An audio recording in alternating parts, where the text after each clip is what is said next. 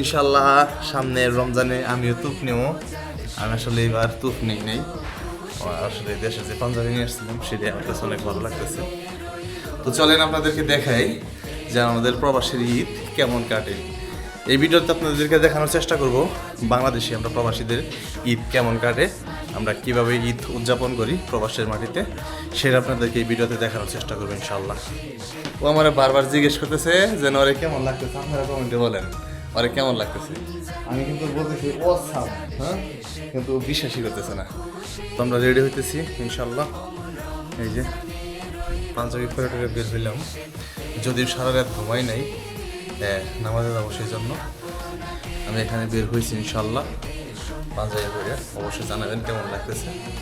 আর এখানে এই যে হৃদয়, দেখেন হৃদয় কিন্তু একদম পুরো শরীরের লেবাস নিছে আলহামদুলিল্লাহ ইনশাল্লাহ।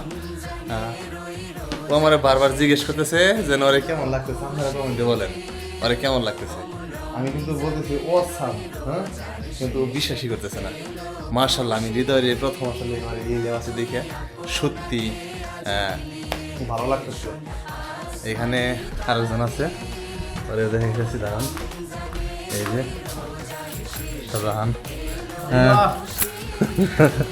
পুরা সৌদির লেবাস। আমি সবাই ঈদ মোবারক জানাইছে। আজকে এই যে কিছুক্ষণ পরে আমরা আসলে নামাজে যাবো। আমি একে আসলে সৌদির লেবাসটা নিয়ে নেই বা সাদা তুফ নিয়ে নেই, আমার পাঞ্জাবি ছিল আমি সেটা দেখে করতেছি ভালো। আমার কাছে আসলে দেশের যে পাঞ্জাবি এটি আসলে আমার কাছে ভালো লাগে, তো সেই জন্য আমি সাদা তুফ নিয়ে নেই। তো চলেন আপনাদেরকে দেখাই যে আমাদের প্রবাসীর ঈদ কেমন কাটে। এই ভিডিওতে আপনাদেরকে দেখানোর চেষ্টা করব বাংলাদেশে আমরা প্রবাসীদের ঈদ কেমন কাটে, আমরা কিভাবে ঈদ উদযাপন করি প্রবাসের মাটিতে, সেটা আপনাদেরকে এই ভিডিওতে দেখানোর চেষ্টা করবো ইনশাল্লাহ। লাগাও, সমস্যা নাই ইনশাল্লাহ, সব সমস্যা নাই, এটা লাগালে সুন্দর দেখা যায়। বন্ধুরা এই যে হৃদয় কিন্তু তুবের এই যে যেন কি বলে, আমি তো আসলে আমি নাম জানি না। হৃদয় এটা ওই বসে ভাই যেন ওই দিন কি করলো নামটা,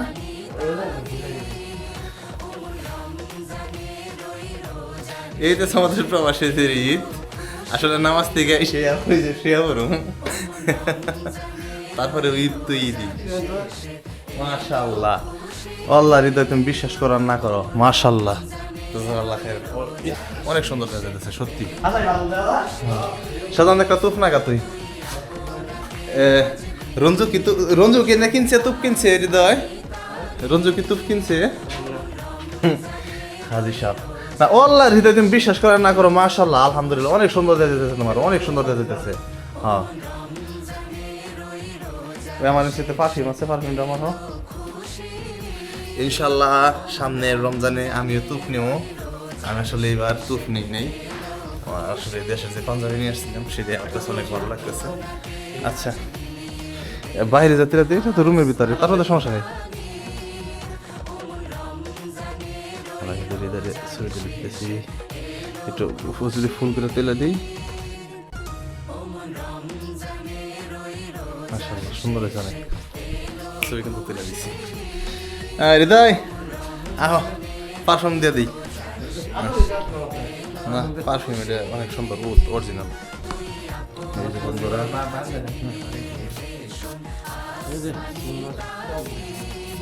বেশি দিলে হ্যাঁ হৃদয় এই যে আমরা কিন্তু আমি কিন্তু সবাই পারফিউম দিয়ে দিতেছি। সাদা কাপড় না পাগল তুমি, এটা কি হেইউড নাকি এটা জানো না কোন না। এই যে আমাদের সারোয়ার ভাই কিন্তু আসলে বের হয়ে গেছে। না নেন সমস্যা নাই, ঈদের দিন না, ঈদের দিন পড়লে সমস্যা কি।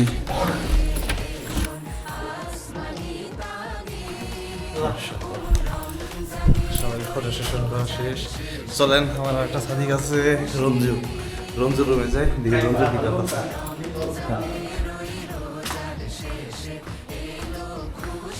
এই যে আমরা কিন্তু এখন রঞ্জু রুমে আসছি।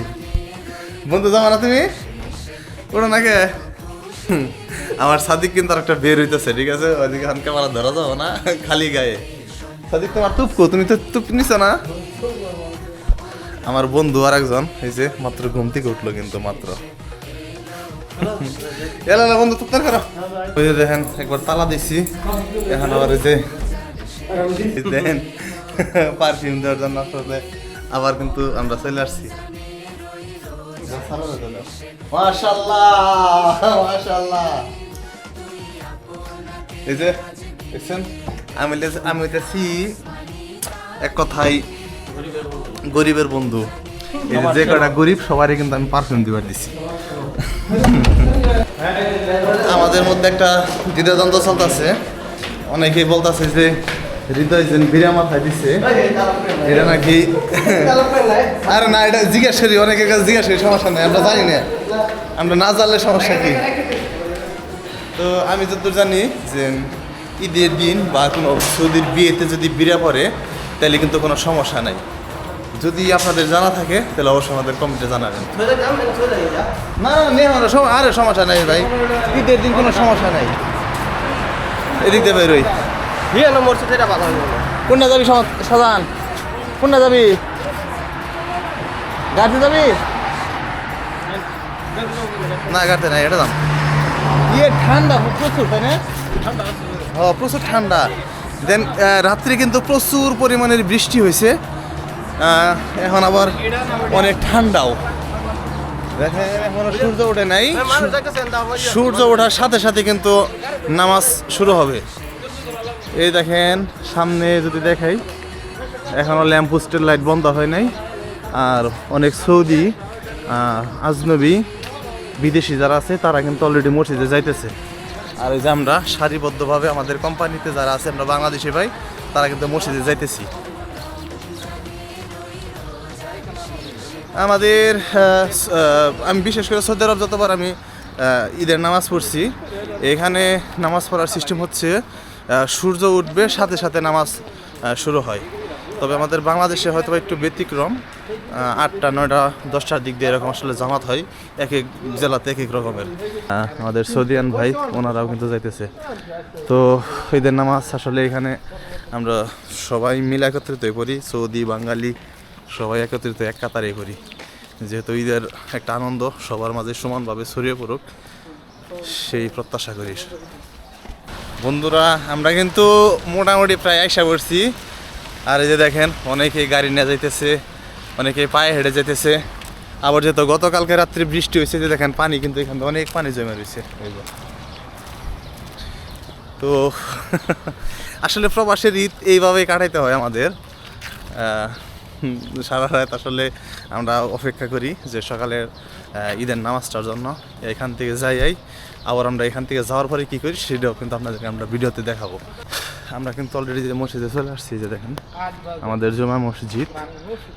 আজকে আমরা এখানেই মূলত ঈদের নামাজ পড়বো ইনশাল্লাহ। এই যে মসজিদটা এর আগেও কিন্তু আমার একটা ভিডিওতে আপনারা দেখছিলেন এই মসজিদটাই। তবে যদি এখন বাইরের লোক নাই, সবাই মসজিদের ভিতরে, ইনশাল্লাহ নামাজের পর দেখতে পারবেন। আমাদের নামাজ শেষ, কিন্তু যে আশেপাশে যে মাইকের সাউন্ডগুলো শুনতেছেন, খুদ্া পড়তেছে, সেগুলো আওয়াজ আসতেছে। যেহেতু নামাজটা শেষ, এখন আমরা বাসায় আসলে কী করব। তো বরাবরের মতোই প্রবাসীদের সেই মিথ্যা অভিনয়, বাসায় যে ফোন দিব, বাসার থেকে ফোন দেওয়ার পরে সেই কমন প্রশ্ন, কি করতেছি, সময় খাইছি কিনা, ঈদের নামাজ পড়ছে কিনা, হ্যাঁ সব কিছুই করছি, ভালোভাবে ঈদ কাটতেছে কিনা। কিন্তু আসলে আমরা প্রবাসীরা এটা বলতে পারি না যে আসলে ফ্যামিলি ছাড়া আমাদের ঈদ সম্পূর্ণ বা পরিপূর্ণ হয় না। এখন যদি বলেন এই যে এই মুহূর্তে, তাহলে সবচেয়ে বেশি আব্বারে মারে মিস করতেছি, ফ্যামিলিরে মিস করতেছি, ছোটো ভাই বোন, ফ্যামিলির অনেকরে মিস করতেছি, সাথে আমার ছোটো বাচ্চা, সবচেয়ে বেশি অনেক মিস করতেছি। এবার যে 2 ঈদ গেল, আমি বাবা হিসাবে আসলে কোনো ঈদেই তার সাথে থাকতে পারি নাই। জানি না আল্লাহ কতদিন পরে রাখছে একত্রিত, হয়তো বা সেটা জানি না। তবে এইভাবে আসলে 10 বছর গেছে, এখন আগের মতো আর আসলে এতটাই লাগে না। তবে এখন সবচেয়ে বেশি খারাপ লাগে আমার ছোটো বাচ্চাটার জন্য। 2টা ঈদ গেছে, তো একটা ঈদের সাথে আমি থাকতে পারি নাই। এটা আমি বাবা হিসাবে ব্যর্থ। প্রত্যেকটা প্রবাসী বাবা হিসেবে ব্যর্থ। শুধু আমি একা না, যদি আমার একা নাম বলি তাহলে এটা আসলে বাকি প্রবাসীদের সাথে অন্যায় করা হবে। তো যে সমস্ত প্রবাসী ভাইরা বাবা, ওনারা জানে আসলে এই কষ্টটা কতটা ভিতর থেকে আসে, কতটা ভিতরে আঘাত সৃষ্টি করে, ভিতরে কতটা কষ্ট দেয়, কতটা যন্ত্রণাদায়ক। তো তারপরে অবশেষে বলবো ঈদ সবার ভালো কাটুক, প্রত্যেকটা প্রবাসী ভালো কাটুক। ভালো থাকবেন, আমাদের জন্য দোয়া করবেন। আসসালামু আলাইকুম।